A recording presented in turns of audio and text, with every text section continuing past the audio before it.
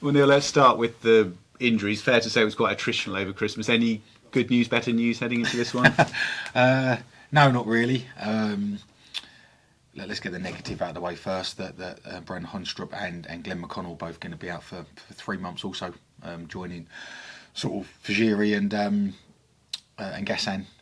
So the longer term rather than shorter term, which is a real shame, because this certainly would have been a period of the year over Christmas, and this FA Cup game would have been an opportunity for those lads as well. So that's a blow.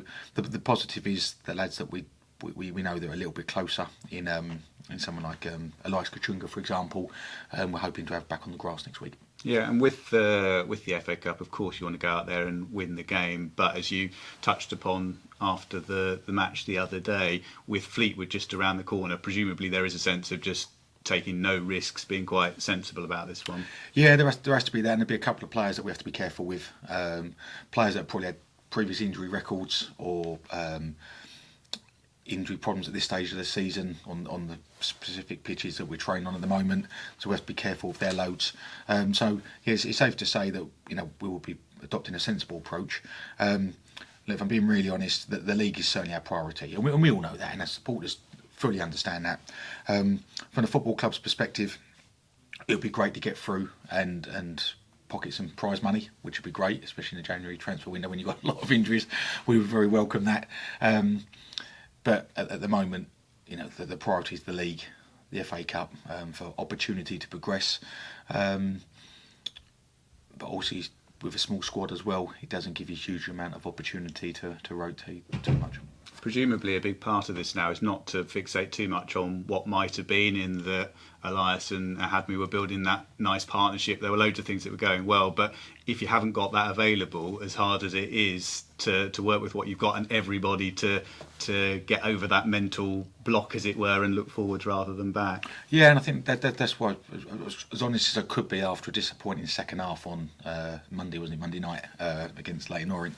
As disappointing the second half was, they say we won't use the injuries as an excuse. There was no excuse for us to be sort of that poor for a 15-minute period at the start of the second half. But it is difficult, so we certainly don't want to look at what ifs. Yes, Gassan and Catch were looking like a proper pair. A proper combination, and we harbour hopes of putting that back together again sort of March, April time for the run-in. But in the meantime, we have to focus on where we are now, who's available in the building, who we might be able to attract into the building over the coming weeks, and that has to be our sort of our real priority. Yeah, I know this is further down the line, but with Gassan, are you keen to keep him on board? Because presumably, is there a mechanism there where he could go back to Ipswich, free up the money? You could go down that route. Are you keen to have him here? Yeah, again, yes, we I love Gassan.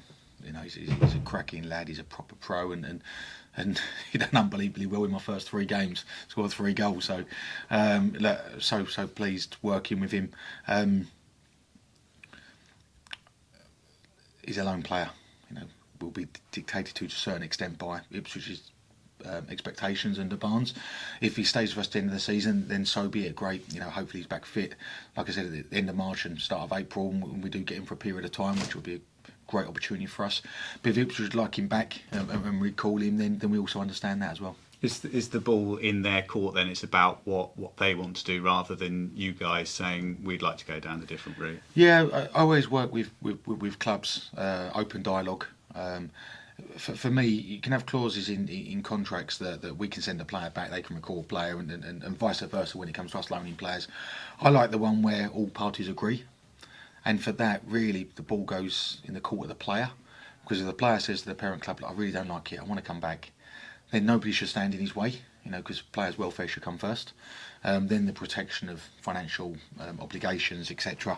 But at the moment, we'll work with Ipswich to what's best for Gassan and ultimately what Gassan wants to do as well. But I know he's loved it here. I know he's loved working in our culture and environment at the football club. He's loved his connection with the fan base. It's been really strong for him. He's been really well received by our supporters. And obviously I've hit it off with him straight away. So if he's with us, then fine. But again, we'll just watch his space with that one. I know you just said that you don't want to be using the injuries as an excuse, but clearly one of the big bonuses over your opening few games, you could just see the confidence was back and the belief that you were going to get goals was there. Inevitably, it takes a bit of a knock with the injuries, but do you feel you've got a few good ideas to get that feeling back again? Yeah, then it only comes a little bit on the players.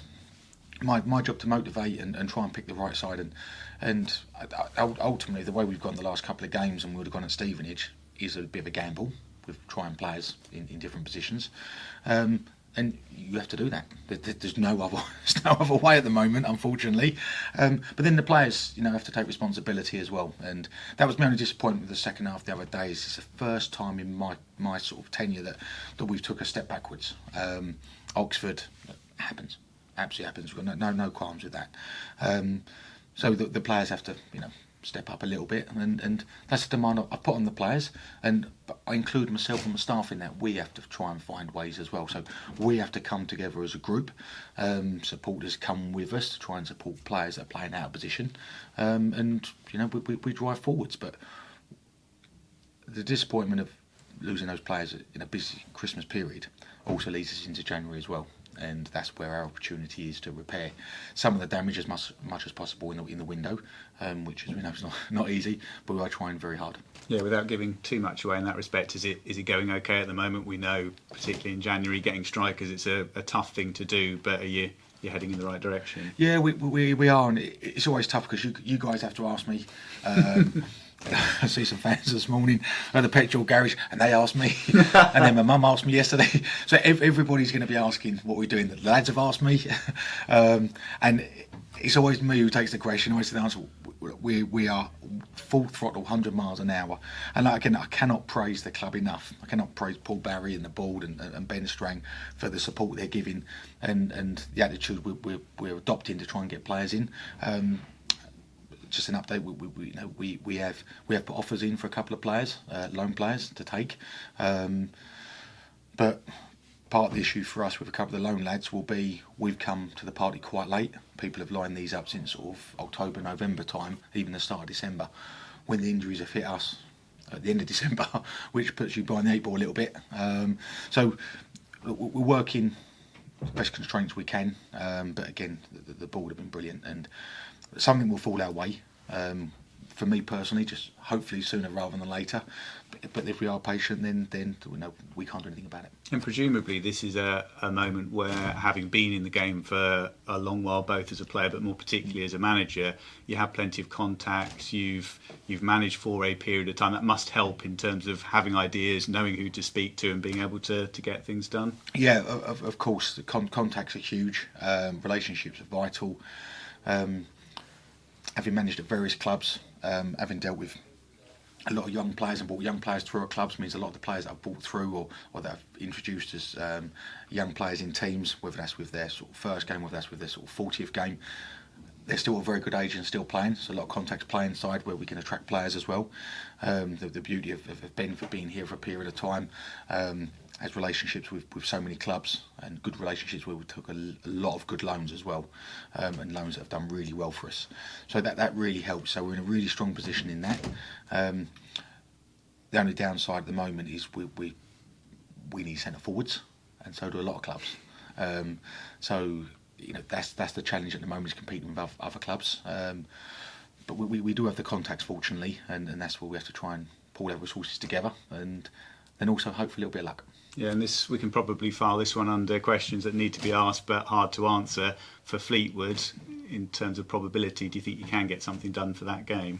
Well, the biggest bonus for Fleetwood would be to have a couple of players back fit in the squad. That would be the biggest thing.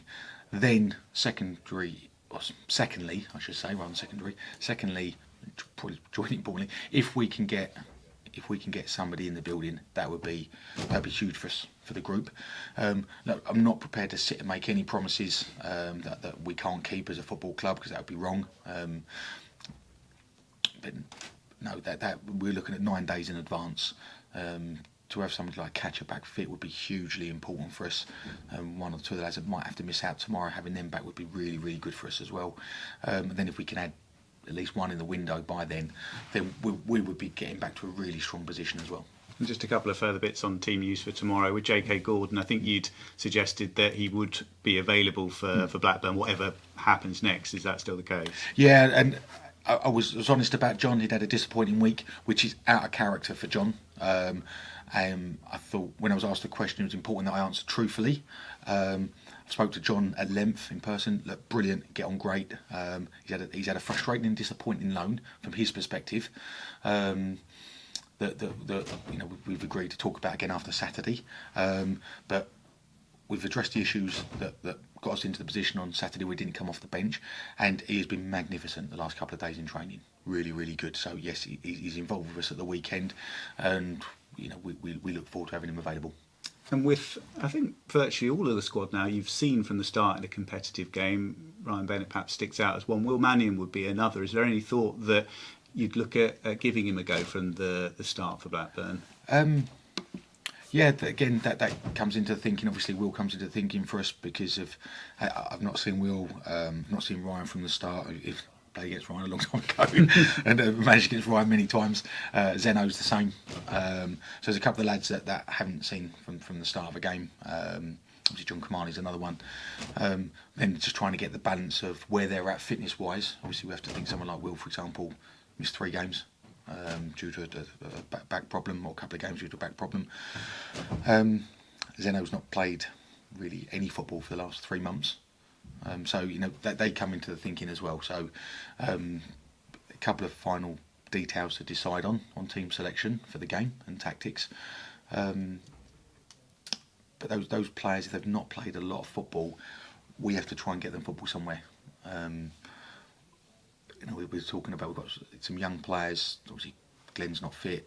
We've talked about Kai Yearn as well, who's not been fit, who hopefully can be back on the training pitch next week as well. We've got players out on loan that have been on loan and doing really well at their loan clubs at St Albans and St Ives and Biggleswade and places like that.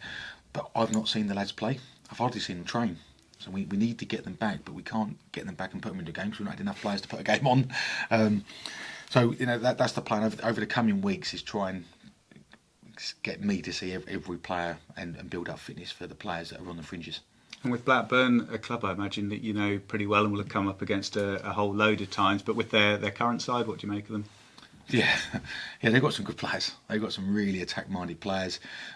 Watched the last few games. Sammy Smodic is a top player in the Championship. They're an absolute threat. Absolute threat from all over the pitch. They've got unbelievable rotations. They throw caution to the wind. They get bodies forward. They're a goal threat. They create chances, but they let a lot of goals in as well. So, as much as we know it's going to be a real tough challenge at Ewood Park, but they're susceptible to letting goals in as well, and that's why they've conceded a lot, but they've scored a lot. I think it's going to be 2 teams trying to win a game of football on Saturday.